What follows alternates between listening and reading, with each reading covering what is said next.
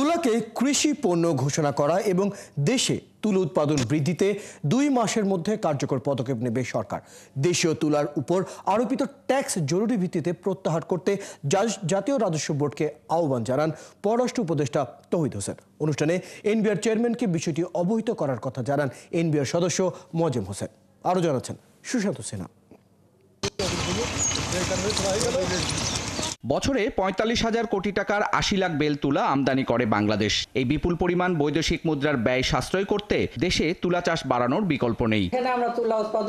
বাংলাদেশে তামাককে কৃষি পণ্য ঘোষণা করা হয়েছে আগেই, অথচ তুলাকে এখনো কৃষি পণ্য হিসাবে স্বীকৃতি দেওয়া হয়নি। আমাদের তুলাটা যাচ্ছে স্যার কৃষি পণ্য হিসাবে স্বীকৃতি পাই, আমরা যেন কৃষি লোন পাই, কৃষক যেন কৃষি লোন পাই।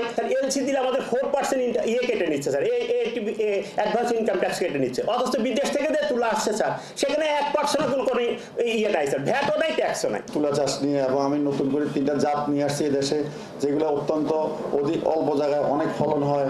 সেটা বাংলাদেশ যদি করে তাহলে বাংলাদেশ তুলা এগিয়ে যেতে পারবে। ধানের জমিতে তুলা চাষ হয় না, তাই খাদ্য নিরাপত্তাকে ব্যাহত না করেই দেশে 19 থেকে 20 লাখ টন তুলা উৎপাদন করা সম্ভব বলে জানান তুলা উন্নয়ন বোর্ডের নির্বাহী পরিচালক। আনইউজ যে ল্যান্ড, যেমন সুগার মিল বা অন্যান্য যে সমস্ত জমিগুলি আছে সেগুলো agro forestry, tobacco area, saline area, charland area এবং হিল এরিয়া, এগুলোতে যদি আমরা 2 লক্ষ হেক্টর জমি আমরা বের করতে পারি, আমরা ইজিলি কিন্তু 19 থেকে 20 লক্ষ বেল আমরা তুলা উৎপাদন দেশের ভিতরে উৎপাদন করা সম্ভব। অনুষ্ঠানে পররাষ্ট্র উপদেষ্টা বলেন, তামাক চাষের কারণে জমির উর্বরতা নষ্ট হচ্ছে। তামাক চাষের জমির কিছু অংশে তুলা চাষ করলে কৃষকরা লাভবান হবে, দেশও অর্থনৈতিকভাবে উপকৃত হবে। এজন্য নীতি সহযোগিতা দেওয়ার কথা জানান তিনি।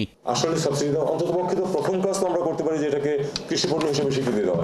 এই বিষয়টি আমি আপনাদেরকে কথা দিচ্ছি, আমি অবিলম্বে এটা কাউন্সিল অফ অ্যাডভাইজার্সে তুলব যে এটাকে আমরা কৃষি পণ্য স্বীকৃতি দিচ্ছি না, এটাকে হাস্যকর চামড়ার মতো সিজনাল সফট লোন দেওয়া জিনিয়ারদেরকে, যাতে করে তাদেরকেও আরো কম্পিটিটিভ করে ফেলা যায়। যদি তারা 2% কমে যদি ঋণ পান তাহলে তাদের তো 2% বেনিফিট হচ্ছে ওই সময়ের জন্য। উৎপাদন বৃদ্ধি পাবে এটা আশা করি। এর পাশাপাশি যে আমরা নীতিগতভাবে এনবিআর একমত, যে সেন্ট্রাল বন্ডেড হাউস ফ্যাসিলিটিটা অন্তত আমরা এটা দিয়ে শুরু করতে পারি স্যার। আপনারা যে দাবিটা উত্থাপন করেছেন অত্যন্ত যৌক্তিক দাবি, বরং এই ক্ষেত্রে অনেক ক্ষেত্রে ইনসেন্টিভ দেওয়া হয়। আমি মনে করি তারা ইনসেন্টিভে দাবিদার, ওনাদেরকে কিছু ইনসেন্টিভ দেওয়া যায়। তুলার বীজ থেকে ভোজ্য তেল ও গবাদি পশুর খাবার পাওয়া যায়, ফলে তুলা চাষ বাড়লে আমদানি নির্ভর ভোজ্য তেল ও খৈল আমদানিতে ব্যয় কমবে। সুশান্ত সিনহা, 71, ঢাকা।